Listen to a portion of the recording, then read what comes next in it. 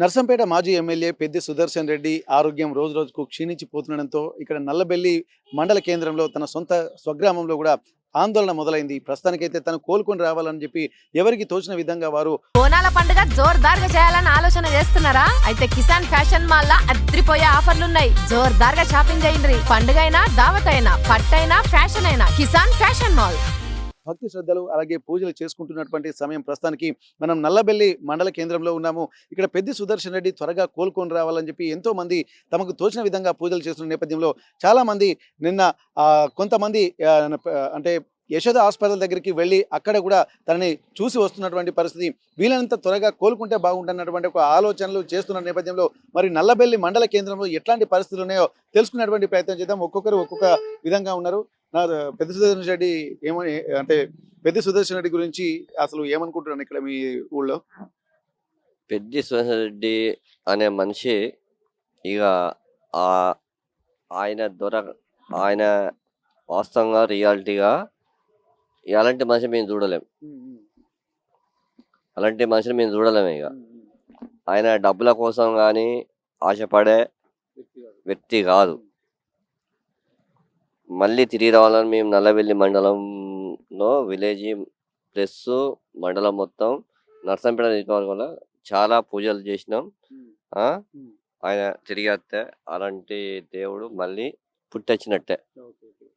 ఇక్కడ ఒక్కొక్కరు కూడా చాలా ఆవేదన మాత్రం వాళ్ళు వ్యక్తం చేస్తున్నారు. ఎందుకంటే ఇప్పటి వరకు పెద్ది సుదర్శన్ రెడ్డి లాంటి వ్యక్తిని నల్లబెల్లి మండల కేంద్రం అలాగే ఇక్కడే పుట్టి పెరిగినటువంటి తను అట్లాంటి వ్యక్తిని కూడా ఇంతవరకు మేము చూడలేదని చెప్పి అంటున్నారు. ఇక ముందు కూడా మళ్ళీ ఎవరు రాలేరన్నటువంటి ఒక ఆలోచన కూడా చేస్తున్న నేపథ్యంలో ఒకసారి మనం హోటల్లో కూడా చూద్దాము. ఎందుకంటే ప్రతి ఒక్కరు ఇక్కడికి వచ్చి కొంత తన ఫ్రెండ్స్ అందరు కలిసి వచ్చి మాట్లాడుకుంటున్నటువంటి సమయంలో మరి పెద్ది సుదర్శన్ రెడ్డి అస్వస్థకు గురైన తర్వాత మరి నల్లబెల్లి గ్రామంలో ఎట్లాంటి పరిస్థితులు ఉన్నాయో తెలుసుకునేటువంటి ప్రయత్నం చేద్దాం.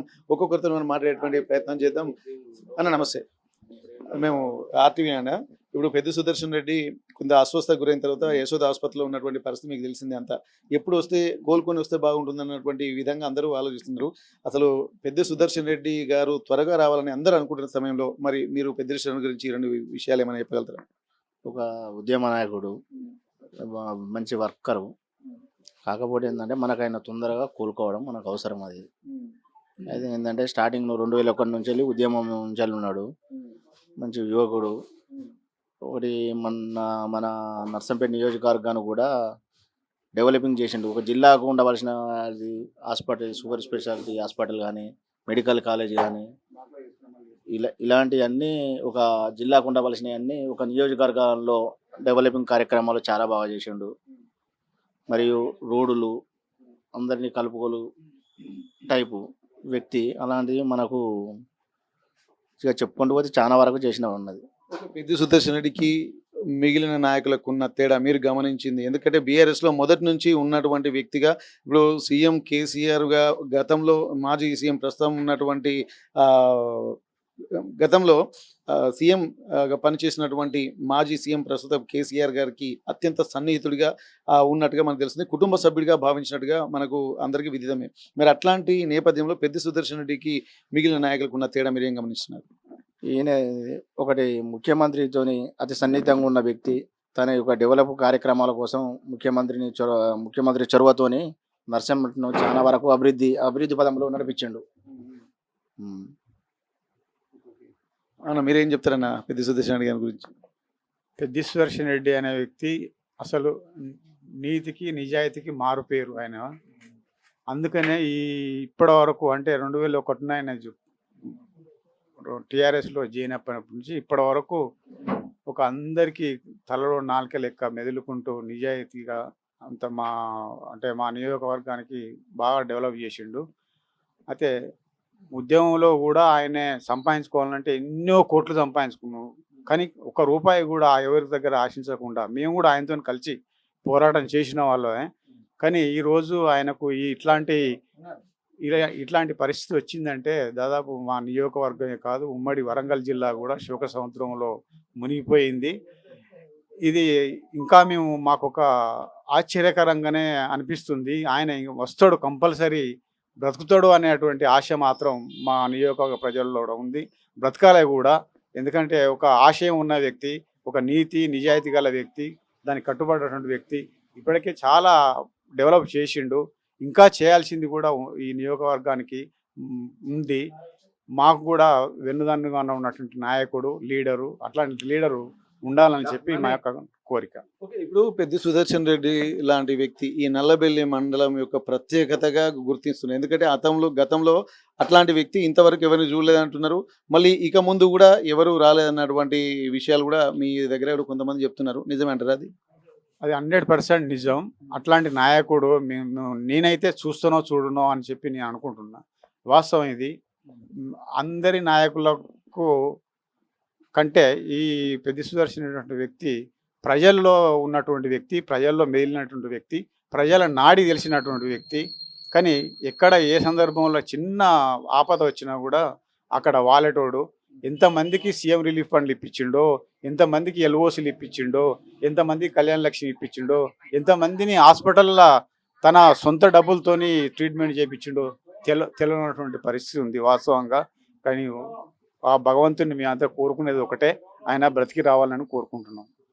అన్న ఇప్పుడు మీరు చెప్పండి, పెద్ది సుదర్శన్ రెడ్డి అంటేనే ఇక్కడ కొంతమందికి ఉమ్మడి వరంగల్ జిల్లాలో కూడా అత్యంత సన్నిహితుడిగా మాజీ సీఎం కేసీఆర్ కుటుంబానికి కానీ, హరీష్ రావు కానీ, అలాగే కేటీఆర్ కానీ, అంటే రాష్ట్ర స్థాయిలో ఒక ప్రధాన భూమిక పోషించే వ్యక్తుల్లో ఇక్కడ పెద్ది సుదర్శన్ రెడ్డి గారు నిలబడినటువంటి పరిస్థితి. మరి మీ ఊరికి కూడా ఒక గర్వకారణంగా కూడా చాలా మంది చెప్తున్నారు. మరి అట్లాంటి వ్యక్తుల వ్యవస్థ మీ గ్రామంలో ఉన్నందుకు మీరు ఎట్లా ఫీల్ అవుతున్నారు? ఇప్పుడు ఉన్న పరిస్థితులలో ఏ నాయకుడు కూడా ఈ పెద్ది సుదర్శన్ రెడ్డిని మించిన నాయకుడు మాకు ఇక దొరకరు. ఇలాంటి నాయకుడు మా నియోజకవర్గానికి ఉండడం మాకు ఒక గర్వకారణం. ఇలాంటి వ్యక్తి ప్రతి రైతుకు మోటార్లు, స్టార్టర్లు, రైతుకు సంబంధించిన ప్రతిదీ, పంటలు నష్టపోతే పంటలకు వాళ్ళకు పంట బీమా, రైతు పైసలు కానీ, కళ్యాణ లక్ష్మి కానీ, సర్వం రైతుల కోసం తాపత్రయపడి రైతులే నాకు వారధులు అని చెప్పి, వాళ్ళే నాకు తల్లిదండ్రులు అని చెప్పని ఆయన ఎన్నో సందర్భాలలో చెప్తూ ఆ రైతుల గురించి ప్రతి విషయంలో రైతుల కోసం ప్రతాపిస్తూ కాళేశ్వరం నీళ్లు నా నియోజకవర్గం రావాలని రామప్ప, లగడారం, పాకాల ఇలాంటి చెరువులు రింపుతూ రైతులను పంటలు సస్యశ్యామలం కావాలి, రైతులు బాగుపడాలి. అలాంటి వ్యక్తి ఇలా మాకు ఈ పరిస్థితిలో ఉన్నాడంటే ఈ నియోజకవర్గం చాలా మేము సుఖ సముద్రంలో ఉండి ఎటు తోచని పరిస్థితిలో ఆ సిచ్యువేషన్లో ఉన్నాం. భగవంతుని ఆశీర్వాదంతో ఆయన బతికి రావాలని ఎప్పుడైనా ఆయన వస్తాడు అనే ఆలోచనతో మేము అదే ధైర్యంతో ఉంటాను. ఆయన అలాంటి నాయకుడు మా నియోజకవర్గానికి ఇక దబ్బున ఒకవేళ మా చేతి నుంచి పోయి దూరమైనట్టు ఏదంటే అలాంటి నాయకుని మేము చూడలేము. అలాంటి నాయకుడు జీరో నుంచి ఇలా ఒక స్టేట్ ఫిగర్ అయినా ఒక నియోజకవర్గానికి కాదు 33 జిల్లాలలో అలాంటి నాయకుడిని ఇక మేము కోల్పోయినట్టే. ఒక ఉద్యమ నాయకుడు, ఉద్యమ పార్టీ జెండా పుట్టిన కానించాలి నిరంతరం ప్రజలే ఒక తెలంగాణ నినాదాన్ని చేతబూని ఇలా తెలంగాణ రాష్ట్రాన్ని సాధించడంలో ముఖ్య పాత్ర పోషించి ఆయన ఒక కళను సాకారం చేస్తూ ఇలా ఈ స్థితిలో ఉన్నాడు అంటే చాలా బాధేస్తుంది. ఆ బాధ భగవంతుడు మమ్మల్ని ఆశీర్వదించి ఆయన చల్లగా మా నియోజకవర్గానికి తీసుకొచ్చి ఇంకా మరిన్ని నిధులు తెచ్చి మాకు కేసీఆర్ తోటి అండగా ఉండి మంచిగా డెవలప్ చేస్తారనే ఆలోచనతోటే ఉన్నాం. ఇక అది అట్లా మా యొక్క ఆలోచన ఏంటంటే ఇక దేవుని దయాల రావాలని చూస్తాను. ఓకే. ఇప్పుడు ఒక్కొక్క నాయకుడు ఒక్కొక్క లక్ష్యంతో పనిచేస్తూ ఉంటారు. ఇప్పుడు పెద్ది సుదర్శన్ రెడ్డిలో ఉన్నటువంటి ప్రత్యేక లక్షణం మీకు తెలిసింది ఏముంది? అది ఆయన ప్రత్యేక లక్షణం ఏంటంటే ఆయనకు ఒకటే ఎజెండా. ఇప్పుడు ఆయనకి సొంతంగా సంపాదించుకోవాలి, నాకు ఆస్తులు కావాలి, నాకు ఇవి కావాలనేది లేదు. ప్రజలు బాగుపడాలి, ప్రజల కోసం నేను ఏం చేయాలి, వాళ్ళకి ఏం అవసరం ఉన్నది అని చెప్పి ప్రతిదీ ప్రజలకు ఏది కావాలని చెప్పనే ఆలోచనే తప్ప ఆయన నేను సంపాదించుకోవాలి, నేను ఇది చేసుకోవాలి, అది చేసుకోవాలని ఎప్పుడు కూడా ఆయన అలాంటి ఆలోచన రాలేదు. అలాంటి ఆలోచన అయితే ఇంత స్టేట్ లెవెల్లో ఆయన అంత నాయకుడుగా ఎదగకపోవు. ఇలా కేసీఆర్కు అతి సన్నిహితుడుగా రెండో కొడుకుగా పిలవడతాడు అంటే ఆయన ఎంత నిర్భయంగా, ఎంత నిర్లక్ష్యంగా పనిచేస్తే అంత ఆ పేరు వచ్చింది. ఇలా అంతటి నాయకుడు ఈ తెలంగాణ సమాజానికే లేని లోటుగా ఏర్పడుతుంది. ఇప్పుడు ఎందరో నాయకులు ఉన్నారు, వాళ్ళు ఇవాళ ఈ పార్టీలు ఉంటారు, రేపు ఇంకో పార్టీ పోతారు, అటు వెళ్తే ఇటు అంటారు, ఇటు వెళ్తే అటు అంటారు. కానీ అట్లాంటి వ్యక్తి కాదు ఆయన. ఒకటే నినాదం, ఒకటే సిద్ధాంతం, ఒకటే కట్టుబాడి. అలాంటి నాయకులు ఈ ఈ రాష్ట్రానికి అవసరం. ఎందుకనంటే రేపు రాజకీయాలు ఉంటాయి, పోతాయి. కానీ ప్రజలకు మంచి కోరే నాయకుడు కావాలంటే మనకు ఎక్కడ దొరుకుతారు? అలాంటి నాయకులు లేరుగా. ఎప్పుడూ రాజకీయం, సంపాదన ఇలాంటి వ్యాపారస్తులు ఉన్నారు గానీ, ఇప్పుడు ఆయనకి ఏ వ్యాపారాలు లేవు, బిజినెస్‌లు లేవు. కాంట్రాక్టర్ కాదు.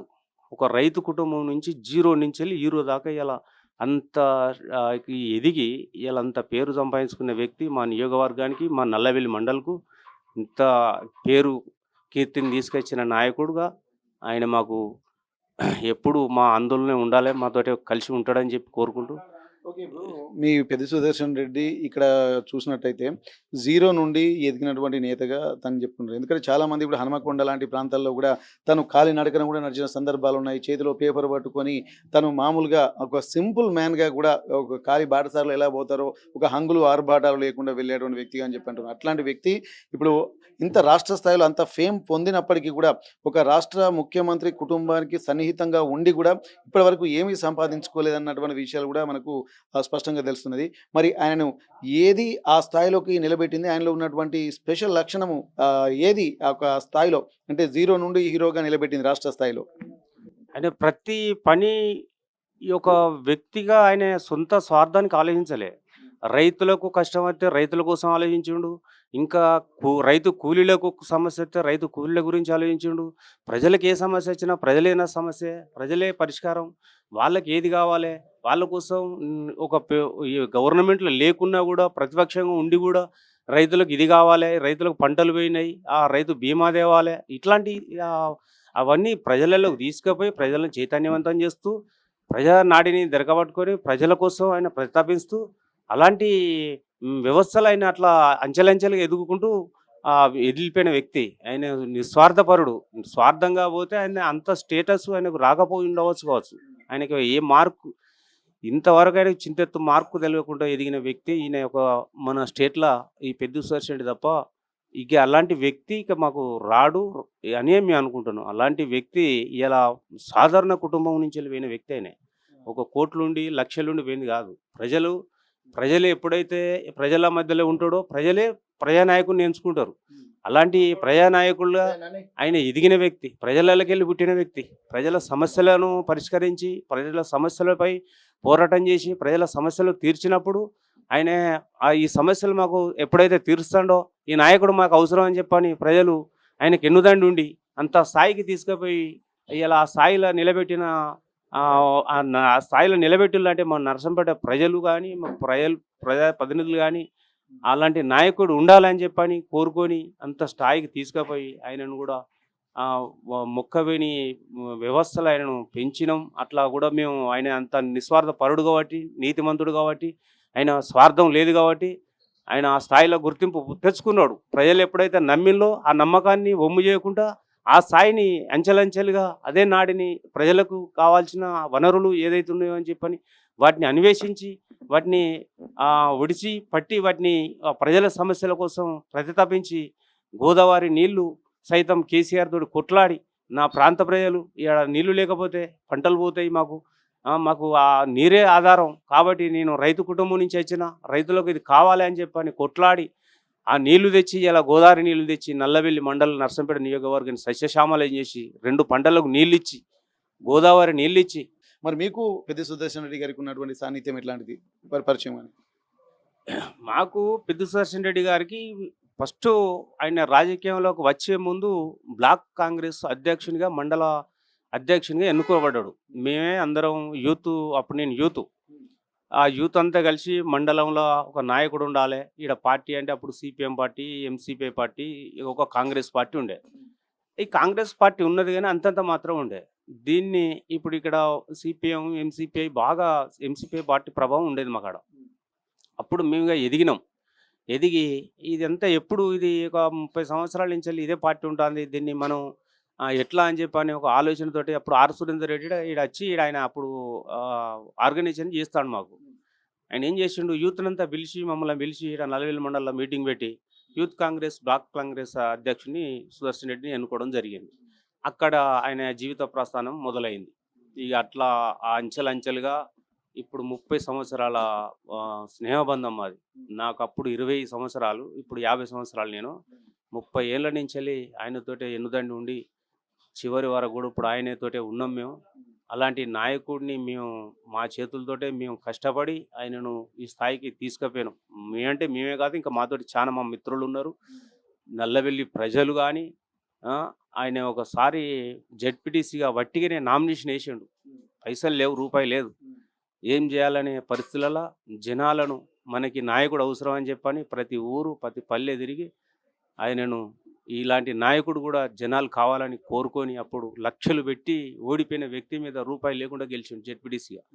అట్లా గెలిచి ఇలా అంచెలంచెలుగా ఎదిగి ఇలా ఆయన ఆ స్టేజ్ సంపాదించుకున్నాడు.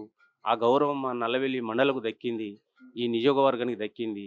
ఆయన బతికి వస్తాడు అని, ఇంకా అలాంటి సేవలు ఇంకా ఈ జిల్లాలకే కాదు, ఈ యొక్క తెలంగాణ రాష్ట్రానికి ఎన్నో పని చేసి పెడతాడని చెప్పని ఆశిస్తూ